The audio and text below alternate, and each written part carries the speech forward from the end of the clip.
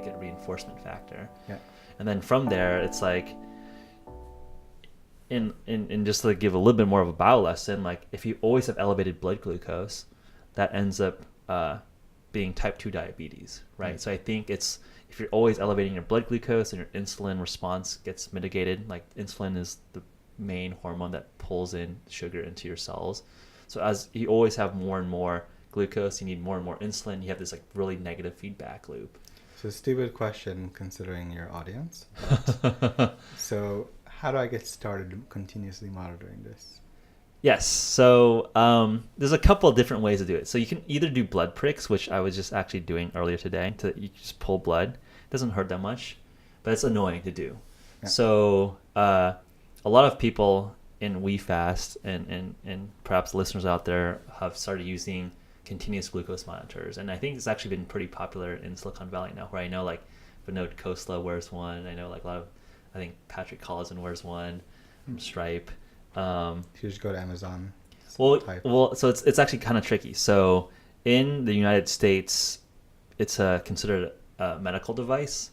So you need a doctor or and we have doctors on our team to like actually just like basically. Do you have doctors who can prescribe them? Probably, yeah. We should talk about it offline, and we can get you hooked up with one, so you can get one, and then you just install it. It's on your arm for 2 weeks, and you have a little sensor, and you just go pull it up, and you just reach your blood glucose immediately, which is awesome. Cool. Or you can do what we initially started doing, which was in Europe, it's not considered like a controlled medical device. You can just like gray market buy them through eBay and other channels. So, you know, you can try all those different routes. I mean, I think that moving forward, it'll be like just part of daily human. Yeah. Like I think like if in tech, right, it's all about like making data more and more transparent. And I think like why isn't data on human bodies more transparent? Is there data related to the nootropics that people take that I mean, it doesn't have to be specific, but something to show some notice of the progress of how you're on it. Yeah. So I think a lot like the simplest ones that do are like reaction time tests or some like basic cognitive measures. No, but something that if you're just a regular user of Nutrabox, right, you can feel it, but that's kind of a vague thing to give people from feedback. Right. So is there something that you can do? So I think there's like just different cognitive batteries, like basically computer tests that are based on like clinical trials that people do in like labs. So like there's things that like, so like it's interesting. So like there's a notion called inspection time, and inspection time is how fast you recognize you've seen something before. Yeah. And like a lot of cognitive psychology sort of has a theory that okay, the faster you can recognize you've seen it before, that's like a base signal of learning, right? The more you can recognize that you've seen it before, you recognize, you learn, and you can learn faster potentially if you're just like inspecting things and realizing them faster. Yeah. So you can measure those pretty easily, right? It's like very hard to measure like, oh, I'm smarter than you or you're smarter than me, right? It's just like this like amorphous thing, but like you can measure these baseline cognitive baselines, and that's like part of like what our clinical trials are investigating. I think there's other like things that are interesting to measure, like BDNF levels, like brain-derived neurotrophic factor, like things that accelerate neuron growth. But these are just like pretty specific like blood draws that you need like a doctor to like, or like even like pull like fluid from your spine, which is like just pretty like gnarly stuff that's like intense. Not necessarily like you'd want to play with on a casual basis. Yeah. But like they've done like rat models and trials where they like literally chop rat brains up to just compare before and after to start like getting that quantified data. I'm curious, like I think in terms of like what do you do in terms of like optimizing your own productivity? Like what things have passed your personal snuff test? What things are like you'd like to try but haven't found time to try? I think routine has a lot to do with it. Okay. Like stuff like nootropics, which I take, it's right. More, it's like 10%. I'm totally guessing on the percentages, right. But it's like 10%, 20%. It's like it's enhancement. Right. Whereas, like getting in a routine, for example, where I batch all like let's say emails and so I do all the tweets from part-time or schedule them from Buffer. So instead of continuously throughout the day adding stuff here and there, more spending like 2, 3 or however long in the morning, let's say, and try like let's say before 1 p.m. to not look at it again for the day. So then I have like a big stretch of time to focus on other stuff. So kind of minimizing the switching costs and batching things together. I hate saying this, but waking up early helps because I'm totally a night person. If I want to get something done, I'll like start working on it like something harder done. I'll start working on it like at 6 p.m. so I can have like until 4 in the morning to work on it, kind of thing. But I do need to wake up at 7 a.m. every day because I need to send the email at 7:30, and Ryan and I kind of finalize things. So my alarm clock is basically slacking Ryan at 7:05 awake, or like kind of like, or ready to send, or something like that represents that we're both awake. Right. But that helps a lot, kind of waking up early then at a set time, because without needing to send the email at 7:30, I probably would wake up like at 9 or 10 or yeah. So you wake up, do you like do a workout after, or what do you do right in the morning? You just start working? Yeah. Oh, wow. I go in the office after like the morning rush, like the busiest time by far. So usually for me, I wake up like around there, and then I'll do like a tall glass of water, some NutriBox, and then do a workout. I think that helps me a lot, just that rhythm. So what would you recommend actually doing? Because stuff that say one can do within one's room as opposed to going to the gym. Yeah, I mean, I think in one's room, I think like just like long cardio is good. So I think long cardio is good, and just like very, very heavy lifts. Long cardio because you want to start depleting like your glycogen stores, and just so in the morning particularly. Yeah. Okay. So just gets your endorphins going, but also heavy lifts are important because that stimulates like human growth hormone, like for men, testosterone, because you're like heavy lifting. I think so you're getting sort of the best benefits of just like kickstarting your day off strong. And I think it's also in terms of routine, right? Like if you schedule like your workouts in the afternoon or at night, you have a birthday party, you have like a work meeting, right? You just can't get the rhythm down. So I think stacking in the morning, you can, I think routine is an important thing. Like figure out the routine that works, and like batch up things, I think is efficient. Yeah. What do you think of Soylent? Soylent is I think it's like a great replacement for like potentially like a shitty meal. Like it's pretty convenient. And it's easy to grab.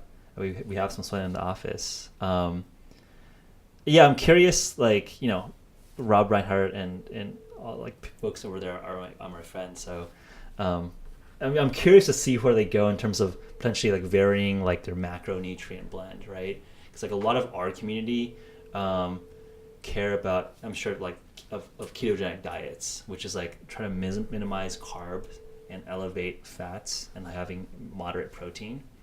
That's different than the thing. I'm such a newbie to say. Yeah. It's different than the thing that you have to like wait 24 hours plus for it to kick in.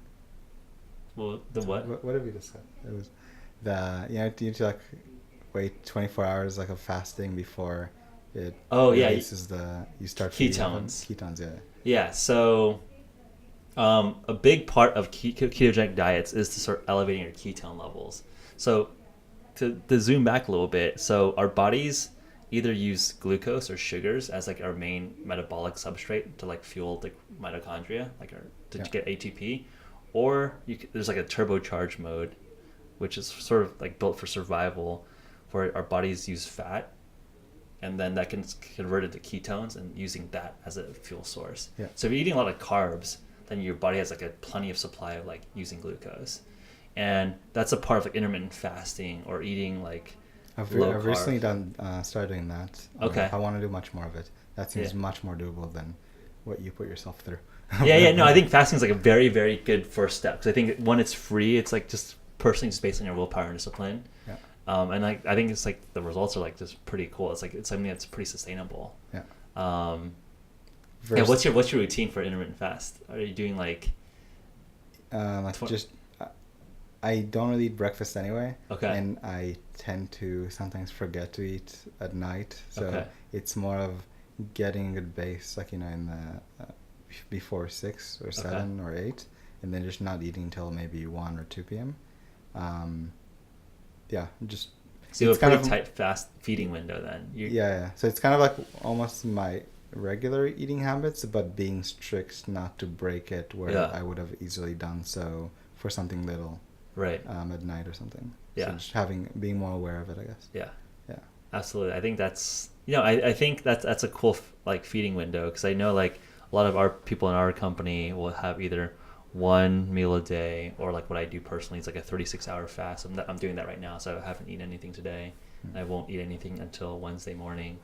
How do you go without food for 7 days though?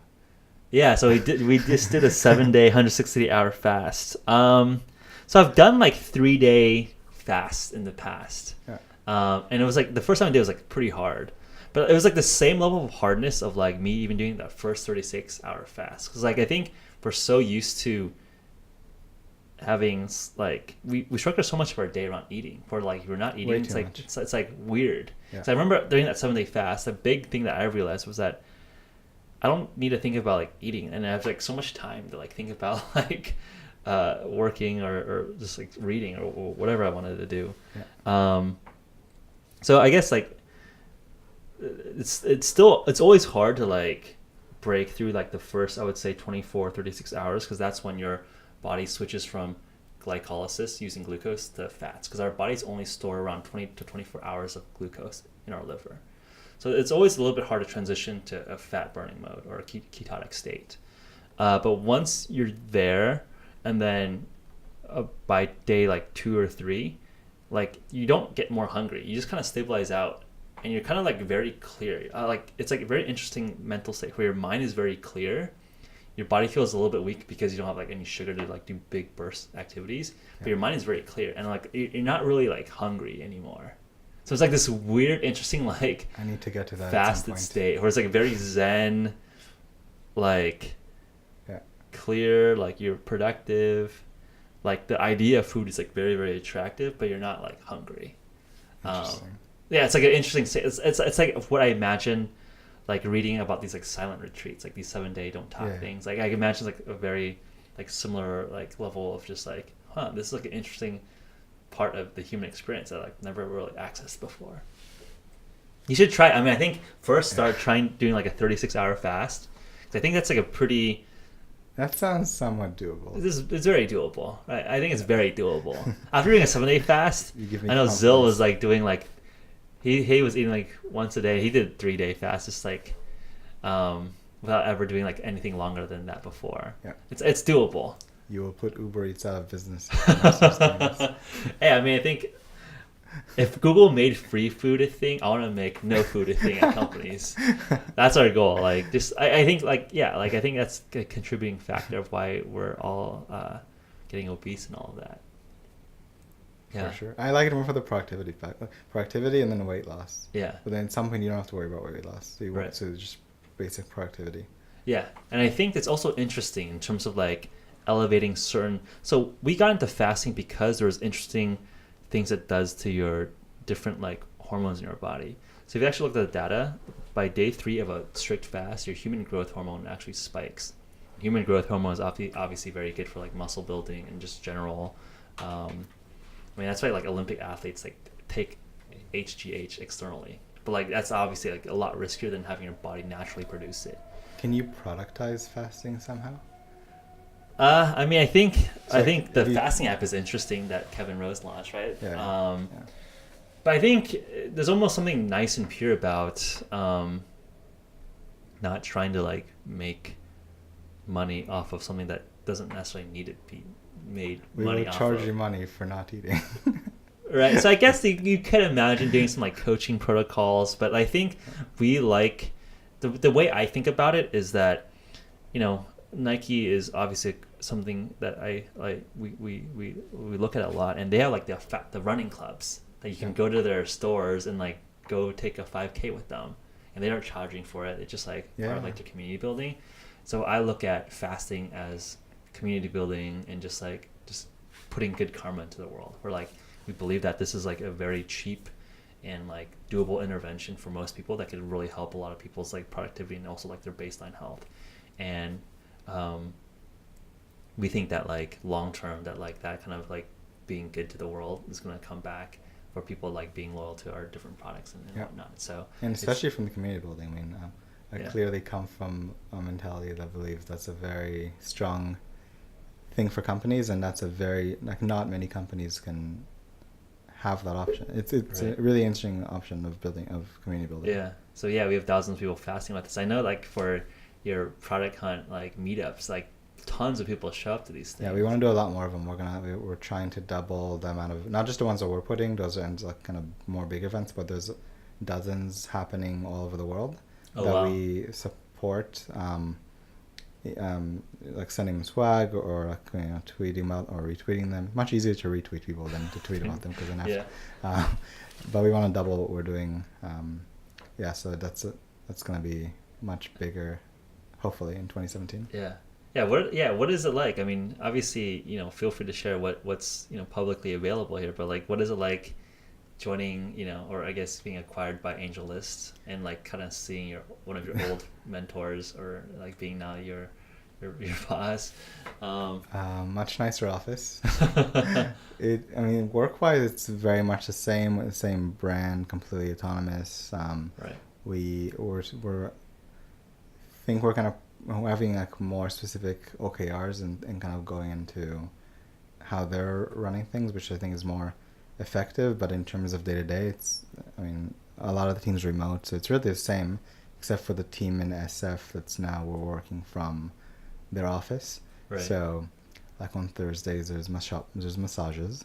That's nice. It's like little things like that. That's like, the grand scheme things don't cost the company much money, right. But it's like little things like that are nice. It's a super nice perks. Yeah. Cool. And it's really cool working with really interesting people. Like, so, I'm not used to working. I'm like within eyesight of Naval, which I'm definitely not used to yet. Still kind of nervous around him. But then like Parker, who's, like startup build Jackson. Oh, so okay. Like with him, it's like, that's someone that I was like, he said like meeting people and stuff. So like, that's someone I reached out to like 6 months, like fine, let's meet in person. So it was like, like so thankful for him to take, and I was like for him to take the time, and it was super insightful and very helpful. And now it's like, hey, my coworker. So it's little things like that I really appreciate working around very, very smart people. Yeah, no, I think it's funny. I remember seeing your little Twitter video of Startup L Jackson, who's like one of the, I don't know, he's like some, I guess like a character parody account of Samuel L. Jackson tweeting about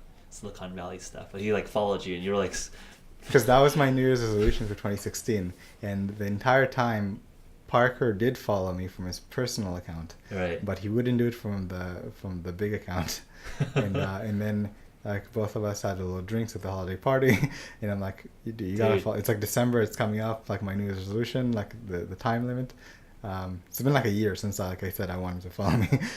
So then he's like, just take my phone, just do it, take my phone. So then I made good use of it and recorded the moment of me. Yeah, no, that's cool to actually hit your goals, right? Like that's definitely satisfying. I know like most people like never get their goals done, so like good props to you. Just like, all right, few days left. How do I make this happen? Get acquired by AngelList.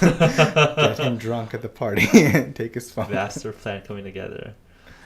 Yeah, any other like just broad sort of productivity or just like insights into like people that might be wanting to break into tech or because I think it's like you've seen it's actually interesting. I mean, I knew a little bit about your story, but it's like kind of cool to see like how adaptable you've been around just like plugging in. I'm so glad Chris introduced us too, because it's like it's a product that I've been using, and I was like, we should like. I think I reached out to him because you guys launched something like, hey, do you want to get them on Product Hunt? He's like, yes, let me introduce you to the CEO, Jeff. Like, oh, nice. Hey. Yeah, so that worked out well. Yeah. But as far as tips, like offering, I mean, I guess I just demonstrated. It's like offering value and offering value and not expecting, or definitely not asking and not even expecting anything in return. Right. So with that example, for example, I wanted to help you guys with it because they would have ended up on Product anyway, but doing it like from Chris posting it, for example, and like me helping with the post, it just optimizes it so it's helping you with the launch in other launches sense. Right. So then I didn't ask him, hey, can you introduce me to Jeff, or like, hey, can I help you with the launch? So just offering value to people, and if you think you don't have value to offer, then you just need to like think of how I didn't know like the blog post stuff. I didn't know when I reached out to them I was gonna do some like cleaning up data with like Yeah. for the data set, but it was like it ended up being more of a content. Yeah. Yeah. So it's figuring out how you can help people, and intros are a very effective way of doing that because you don't actually have to do much except for finding relevant matches and Right. putting together an email. Right. So, Yeah, no, I like that, like building up value from fundamentals, right? Because I think a lot of people think, oh, I need to have like some awesome, like you put it up in a pedestal, right? And you're like just grind it up from like basics, and like that's where you get the snowball effect. And now you have like a awesome network. Now you have more and more leverage to help more and more people, and it just snowballs from there. yeah. With Meerkat too, that's like the way I reached out to them was I wrote a post of cool use cases that people were using Meerkat, and then sent the finished draft to Ben. I cold emailed them like the CEO. Hey, I put this. Well, I mean, I DM'd them before, but it was like literally everyone in the world was like, not literally, but everyone. A lot of people were trying to reach out to him at the time. So that it needed to be something good to really break through the noise of people trying to reach him at that time. And then my offer was not, hey, do you want to meet for coffee? Hey, you guys could use some help, I assume, for Twitter. I'll do any. I mean, don't even worry about money and just let it just get I'll through run this. your And account. yeah, so it started as simple as running the account and then putting together exactly the same type of Medium post that I just did, but for South by Southwest, which was coming up in like 2 days. Right. Which is actually coming up this year too. Yeah. I'm excited, but and that's when they really took off. So we never actually even got to do the post because it became too crazy and Periscope kind of cut off access to, which was like a big news story. So it was like more of war mode for the next few days. Right. But it got me involved in the team. So it's it was literally to put together Medium posts and like tweeting. So. Yeah, no, I think that's like one thing I actually want to dive a little bit more into. Like you've really made like Twitter like a art form of like actually really building out a persona for these social accounts, which oftentimes are like the storefront for e-commerce or just internet-based companies. Yeah, look at what Slack is doing. Slack, I mean, or Product Hunt, I guess. But I think there's a certain art to like talking to as a brand, and there's definitely a lot of trial and error that I would not have done today, kind of thing. Not like a bad thing, just like things come out. Like, would you try that? Like, just totally flopped. It's more like how you come off. So it's like you don't want to come off as like you're trying too hard, and you don't. And there's a thing of like brands trying to talk like people, and people trying to talk like their brands. Right.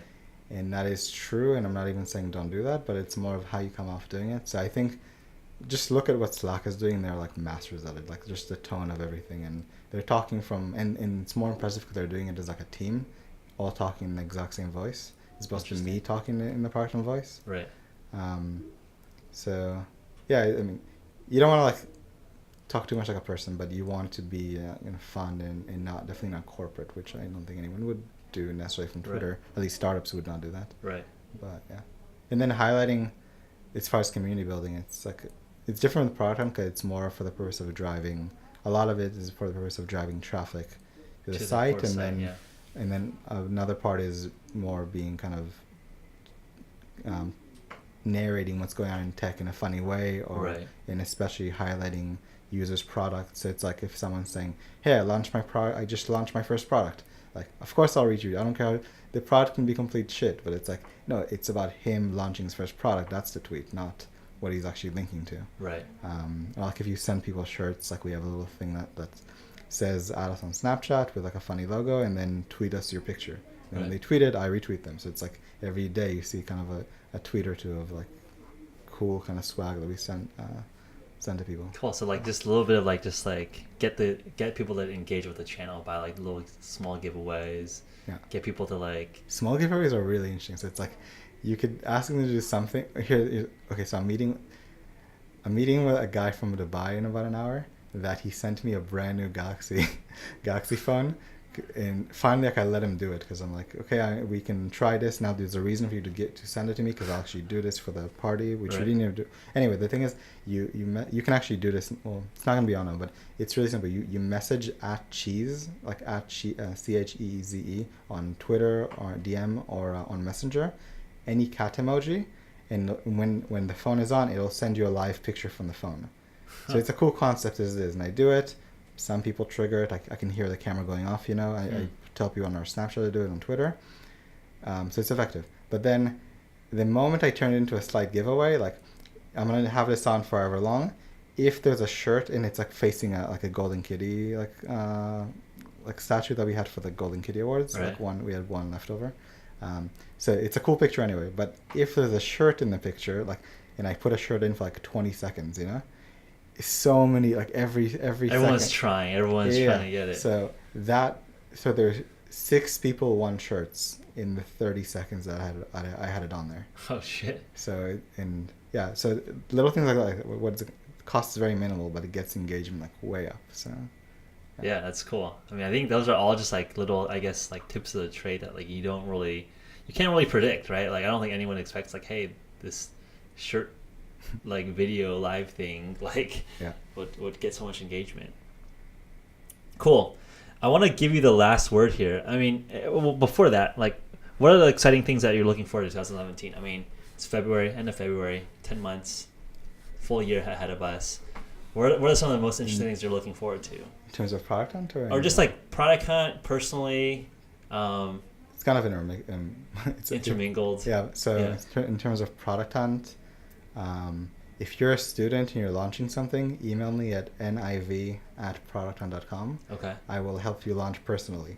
I want to get a lot more students on product hunt. That's like something that's going to be a big focus of mine going forward. And for example, like we did an email, one of the newsletters last week that essentially said the same thing. Like, if you're a student, email me, and then I put, instead of the hello@producthunt.com, I put my personal email, and Ryan's like, no, what are you doing? Are you crazy? Like, no, I want them to, and then I help like 10 different kind of students reach out to me. That's at awesome. launch, and I want to help more students. I feel like it doesn't matter what the product is.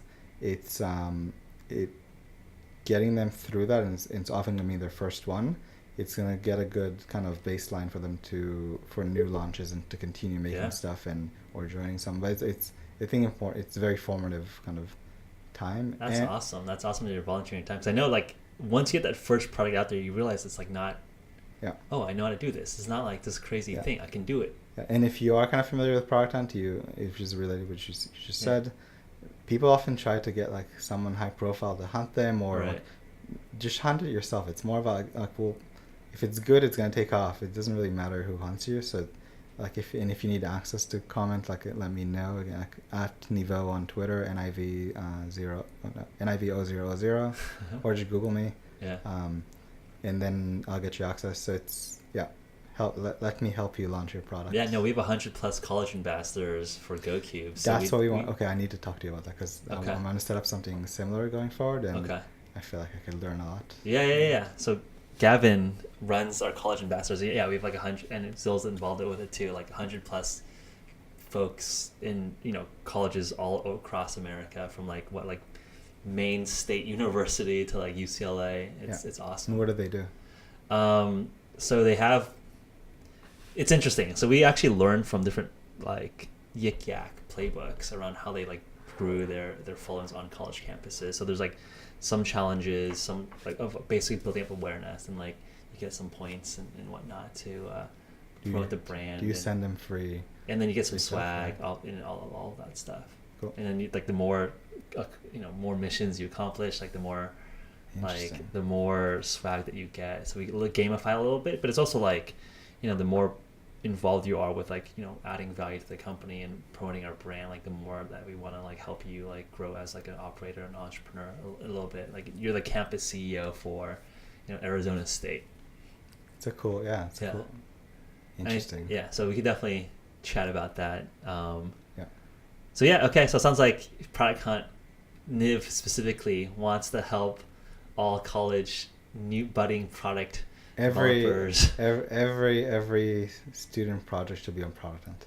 Yeah. And the idea of maybe not even students, because I know we have older listeners as well. I'm sure they're probably like hacking on their own. Oh, 100%. So, especially students, but anyone that. So you don't have to be a student to reach out to me. If you're listening to this, the fact that you made it this far means I will help you no matter what. So we have that on record. So that's going to help you, get a big launch. Yeah, and then from a personal kind of unrelated product hunt, I've been reading a lot about AI recently, and not so much from like the technical standpoint of like learning about deep learning and that kind of stuff.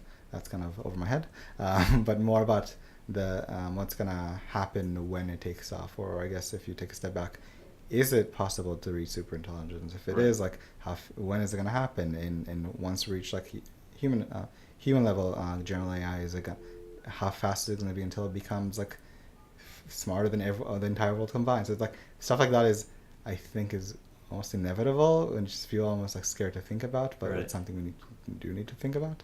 Yeah. So it's only food for thought, right? Nootropics is a part of it. It enhances, not so much from like from the enhancement standpoint to get to that point. It's mentioned in a few of the books. Yeah, no, I think it's funny. I kind of kid that like, hey, we're arming humans against the AI takeover. Like let's hold them off for as long as we can by like enhancing ourselves. And I think it's an important way to think about it, right? Because we have some of the smartest people in the world focusing on building smarter AI, smarter robots, exploring space. But we should have more smart people like focusing on like making the fabric of who we are better. Yeah. So, yeah, I mean, I think this is definitely, I mean, super intelligence and like enhancing how humans will fit into that new world is definitely going to be like probably one of like the interesting problems that our generation will have to face. Yeah. So we'll leave it at that. I mean, it doesn't look deep that food for thought. Yeah. No, because if you think of, like, seriously, if you think of it, we don't think of much of ants. Like ants are like, or even we're closer to. I've read that we're closer in terms of our DNA to chimps than chimps are to apes. Okay.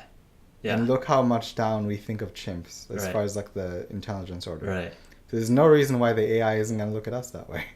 Yeah, and they'll be like, we don't care about stepping on ants, so we don't think about them. Yeah, like we try to avoid it, but then if they get in our way, it's like not even like quite. Yeah, like, they're just like they're barely sentient, whatever.